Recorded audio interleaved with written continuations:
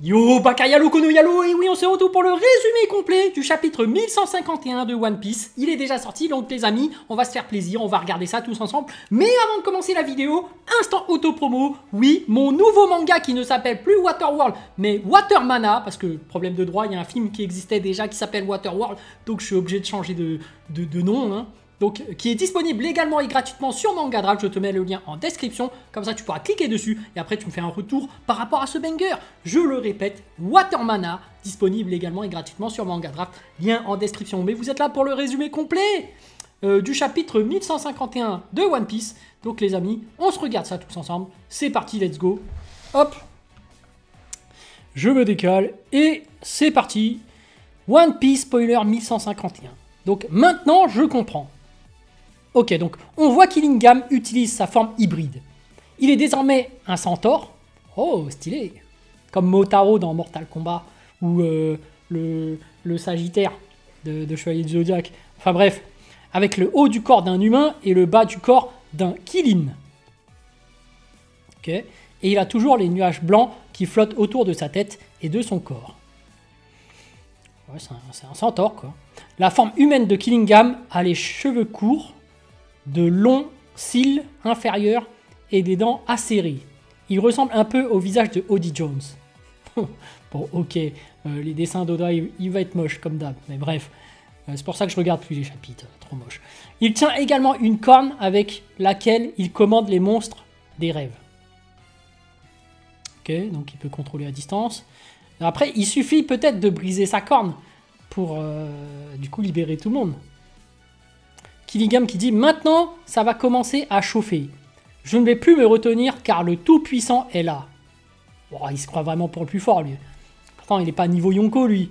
Killingham, c'est niveau YC1, max. Sinon, c'est un YC2 ou YC3, lui. Hein, c'est l'équivalent de Sanji ou de Jinbei. Bon, allez, on va voir ce qu'il va donner. Continuez à vous déchaîner comme bon vous semble, monstres des rêves. Des monstres sont votre création, peuple d'Elbaf. Ouais, c'est un YC3. C'est comme celui qui crée les biscuits, là. Ceux qui ont de l'endurance, ou c'est le même type de truc, tu vois. Ils contrôlent plusieurs personnes pour gagner du temps et pour faire des longues guerres. Tu vois, c'est le rôle des YC3, je trouve. Bref, Ime Gunko dit qu'ils continueront ainsi jusqu'à ce que le cœur d'Elbaf soit complètement brisé. Puis un flashback commence qui se déroule lorsque Gaban et Chopper tombent du monde du soleil vers le monde souterrain. Chopper sauve Gaban grâce à son guard point. Ok, donc sûrement un retour de Gaban, voilà, hein, Chopper qui est médecin et qui prouve qu'il est médecin. Donc ok, c'est bien joué, c'est bien joué. Donc durant un flashback, bah, c'était sûr hein, que Gaban il allait pas mourir comme ça. Il a encore des choses à raconter. Il a certainement une certaine maîtrise du haki à enseigner en plus. Parce que dans cet arc, je pense qu'il y aura une évolution de Luffy dans l'apprentissage du haki.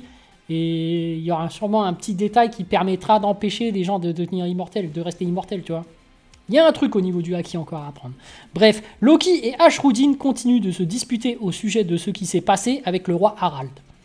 Loki lui dit qu'Ashruddin doit s'agenouiller s'il veut en savoir plus sur ce qui s'est passé. Mais Ashruddin répond qu'il ne veut plus entendre un seul mot de l'homme qui a tué son père. Soudain, Luffy dit quelque chose. Luffy qui fait « Hé, Chopper vient de tomber !» Sanji qui fait « Hein ? Il y a eu un grand bruit, mais tu as vu qui est tombé ?» Et Luffy « Non. » Loki qui fait « On dirait bien que quelqu'un est tombé. Ils sont au-delà des montagnes. » Luffy qui fait « Comment ai-je su que c'était Chopper ? Il y a une autre personne avec lui, très affaiblie. » Luffy commence à détecter les gens grâce à son haki. Je pense qu'il y aura un haki de la détection des autres haki ou des autres personnes. Comme ça, tu peux... Ouais. Le haki, c'est vachement violent. Bon. Sanji qui fait... Si c'est vrai, ce n'est pas une mince affaire. Ça veut dire qu'ils sont tombés du monde du soleil. Et Zoro qui fait... Allons les chercher immédiatement. Ok, donc là, il y a les plus forts qui arrivent, quoi. Les Zoro, Sanji, Luffy, bon là c'est les chefs qui viennent, les plus puissants. Alors que Luffy, Zoro et Sanji partent à la recherche de Chopper et de l'autre personne, Moza appelle Loki et lui dit qu'en raison d'une situation imprévue, ils ne pourront plus l'appeler après avoir prodigué les premiers soins à Gaban. Luffy, Zoro et Sanji découvrent qui il est vraiment. Luffy qui fait « Quoi ? Tu veux dire que ce vieil homme était membre de l'équipage du roi des pirates? Il était donc avec Roger et Rayleigh ?» Bah oui, c'était... En fait, pour nous, c'était évident, mais pour eux, c'est vrai que bon... Et Ashruddin qui fait « Aux côtés du roi des ténèbres, Rayleigh ? Il était les ailes du roi des pirates en termes de force. Il était probablement le numéro 3. » Luffy qui fait « Quoi ? Attends, ça veut dire qu'il connaît aussi Shanks ?» Bah oui. Et Shanks, pour Luffy, c'est vraiment son mentor. C'est vraiment... c'est son All Might. Il idolâtre Shanks de ouf. Alors que avant, on ne sentait pas tant que ça qu'il idolâtrait tant que ça.